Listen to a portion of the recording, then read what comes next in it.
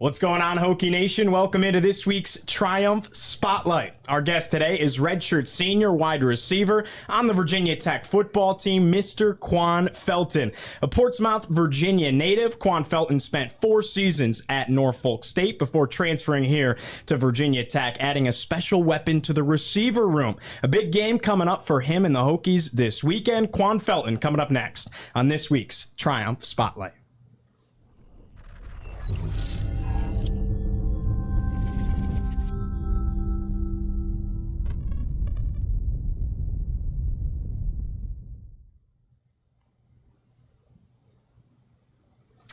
As always, Hokies fans, today's show is brought to you by Triumph NIL. The Triumph Digital Network is a fully integrated portal featuring individual channels for Da'Quan Felton and all of your favorite Hokie athletes. Visit triumphnil.com for exclusive engagement, merchandise, and content opportunities, as well as Triumph NIL subscriptions. All right, let's introduce everybody on the set. I'm your host, Giovanni Heater, alongside Kyle Marshak and, of course, Da'Quan Felton. Da'Quan, thanks so much for joining us today.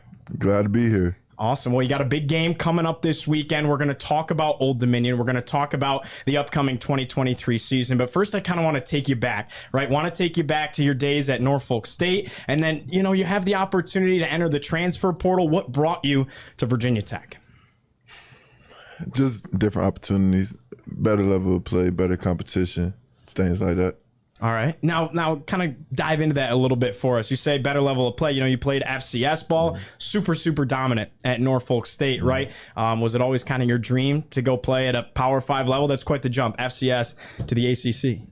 So before I went to Norfolk State, I always had dreams of playing on a big stage in front of big crowd and stuff. And then I ended up in Norfolk State, played there, and then I kind of feel like I needed a jump in competition, wanting to go against better players to make me a better player. And so that's kind of how the transfer portal ended up happening. Yeah. Well, you'll find big crowds here for sure. So that was the right choice. Is it comforting being a transfer alongside other people in the wide receiver room like Ollie Jennings, being able to have that shared experience? Yeah, it's comforting, and also because we all got good relationships in the room, so you come in and you get real comfortable in the room. Yeah, that's awesome. Well, talk about this wide receiver room a little bit for us. There has to be a pitch, you'd think, when, to put it bluntly, this was a weak spot for the team last year, was the wide receiver room. What is the pitch for this coaching staff? What does Fontel Mines, Brent Pry, what did they say to you guys to say, hey, let's come together, let's get 3 big dogs, you, Ollie Jennings, Jalen Lane, out of the transfer portal, and all of a sudden, from one of the weakest spots on the team to one of the top wide receiver groups in the Atlantic Coast Conference? So just coming in, knowing that wide receivers is a need and talking to Coach Mines, we built a good relationship. So it was kind of come here, get a good situation, make good situation better type thing. That's awesome. Well, I mean, obviously he's the guy that runs the wide receiver room, but what's so special about him is his recruiting. I'm wondering, where's this Midas touch coming from? Because there's a lot of high praise in his ability to recruit. And they showed it with a big paycheck too, big extension. Yeah. Hey, Coach Mines, that's my guy. He's a smooth dude. That's my guy. Awesome. Well, what unique attributes can we look forward to seeing in your game? You're tall, kind of an outside receiver, but you can also play everywhere. So what can we look forward to in Da'Quan Felton's game?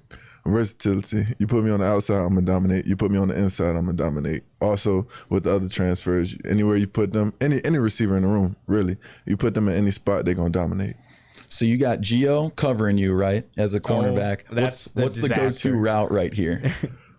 I probably just take him over top. Fade You're just ball. going to go? Yeah, I like you'd it. cook me. So. So speaking of that, Ollie says that you guys call yourselves the bad boys. Why is that? We bad.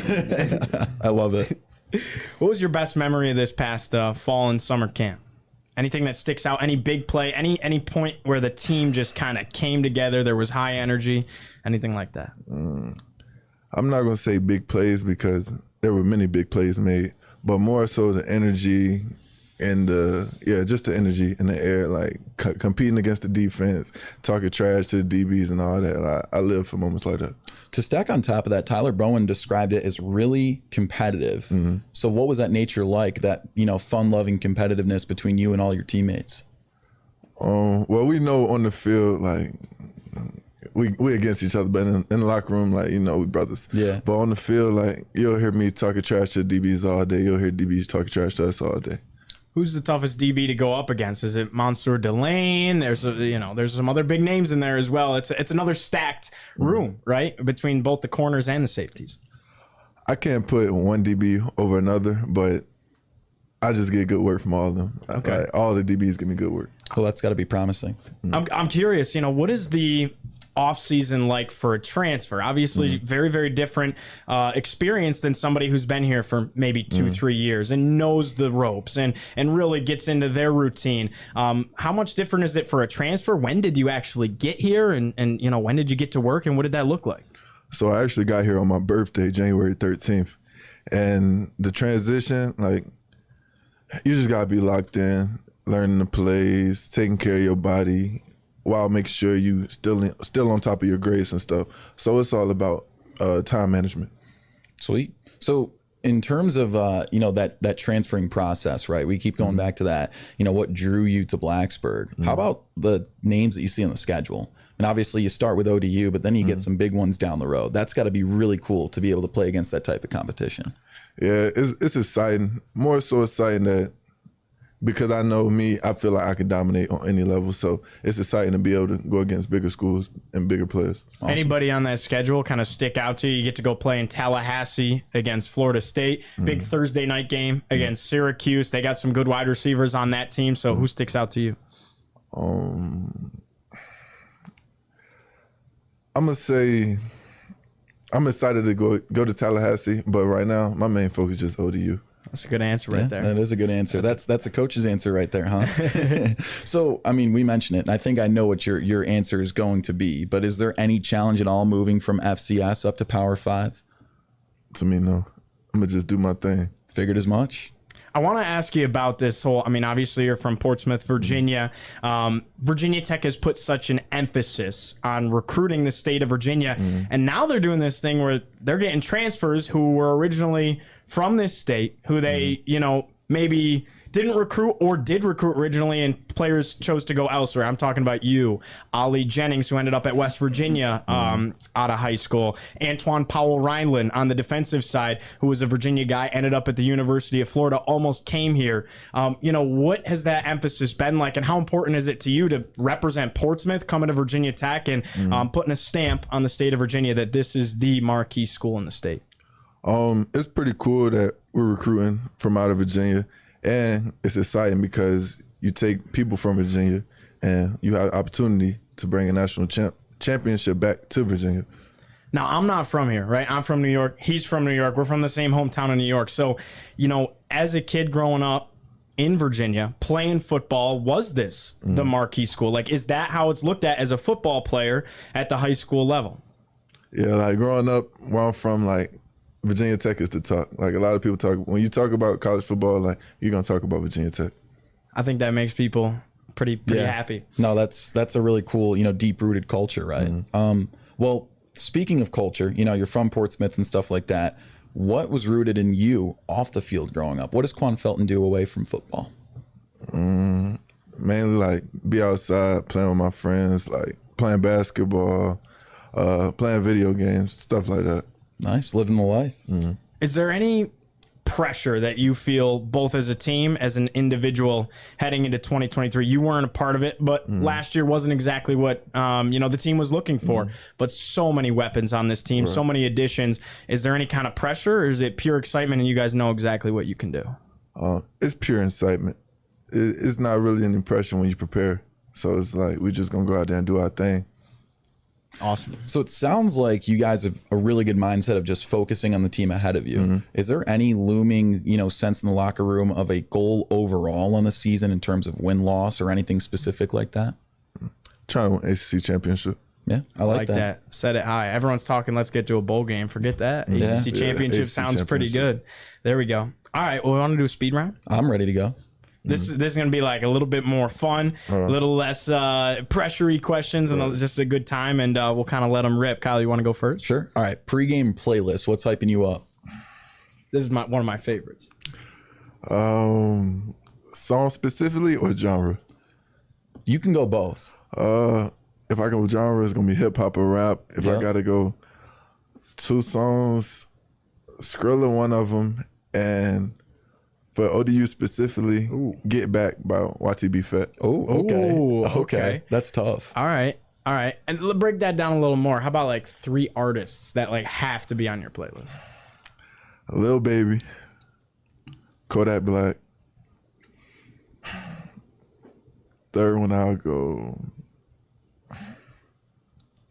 Moneybagg Yo. Okay. All right. So you're more of like a hype it up type of guy. Some guys like to be like really chill, like calm heartbeat. Like, nah, you're ready to go out there and fly past somebody and catch a football. I feel like if I had a playlist of those 3 guys, I'd be ready to run through a brick wall. Yeah. All right. So I saw on your Instagram you were wearing a number 10 Jordan Brand Michigan football jersey. What's up with that?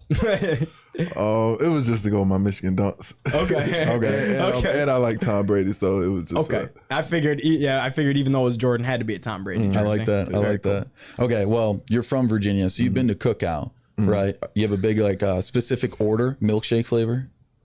Oh, well, past the milkshake, like I get the same order from Cookout every time I go. Okay. I get a big double burger tray. I get double Cajun fries, and for my drink, I get an M&M and Oreo milkshake mix.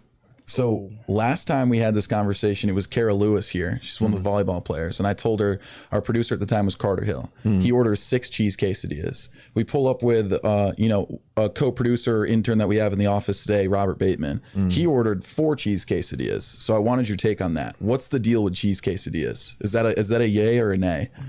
Absolutely no. See, I put 1 in my order, like 1, which is a good number. There's not any more than a necessity 2. for any more than 2. I think they're good, but there's so much. That's the thing about Cookout, dude. The menu's there's a variety. Yeah, right. I don't think I ever ordered a cheese quesadilla in my life. That's a good answer. You should try it once. They're pretty good. They put Cookout sauce in the quesadilla. I'm gonna try it. I just found out about Cookout sauce recently, and I've been using it a lot. You just found out? What That's a like discovery. gold. Since I got out here is when I found out about it. That's awesome. You got a favorite movie or TV show? That's tough. It's a lot of good TV shows. All right, give us like a top 3. Right now I'm gonna go Power, Stranger Things, and third. It's too many options for a third. Kyle, someday somebody will say The Sopranos and make me very happy. I guess today's not the day. You're always trying to put that up on a T. I know. I thought you were about to say, I don't know, I just watched tape. And then Brent probably would have really liked that one. Okay, if you could play any other sport at VT, what would it be? Basketball. Basketball? Gotcha. What position? 3.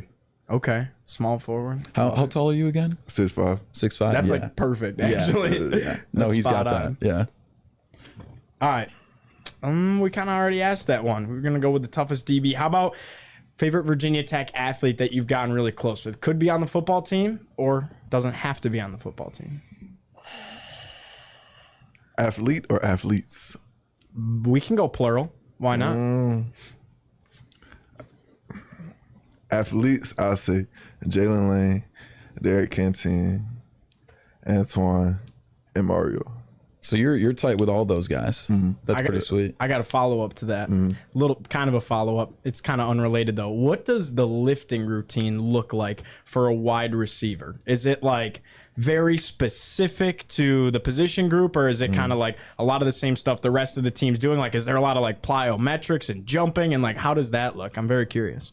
So for lifts, everyone's broken up. Like each strength coach takes a different position and they focus on what they feel like that position needs to focus on. So is it like a lot of explosive type movements? Sometimes, depending on different days. Okay. So not to make it personal, but I have a family member that works in strength and conditioning. So I was curious, like how many strength and conditioning GAs or, salaried employees are there for just football alone? There's got to be a huge number. Yeah, it's a nice number. I couldn't even give you an exact number. Dang. Well, that's a lot of them.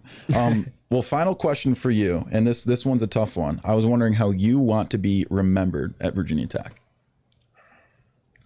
I want to be remembered at Virginia Tech as someone who came here and changed the culture and helped win championships. I love it. Thank you. I love it. big game coming up on Saturday. Final thoughts. How excited are you to walk out of that tunnel, run out of that tunnel, really, enter Sandman blaring, your first true home game at Virginia Tech? I'm excited. Can't wait. Never experienced Enter Sandman, so I'm really excited to experience it. Have you seen clips of it and stuff like that? You mentally prepared for it? Yeah, I seen. And you got clips. it in the spring game, but I can tell you that is like literally not even close to what you're going to experience with a night game. It's the best when we open it on a night game. Yeah. I feel like even watching the videos, like it's still not the same as when you finally experience it in person. Absolutely. That's awesome. Well, best of luck out there Saturday. Really looking forward to seeing what you got this season, and really excited to have you here at Virginia Tech. Yes, sir. Thank you. Glad to be very here. much. All right. Appreciate it. For Da'Quan Felton, for Kyle Marshak, I'm Giovanni Heater saying so long from the Tech Sideline Corporate Research Center right here in Blacksburg. We'll see you next time. This has been a presentation of our Triumph Spotlight.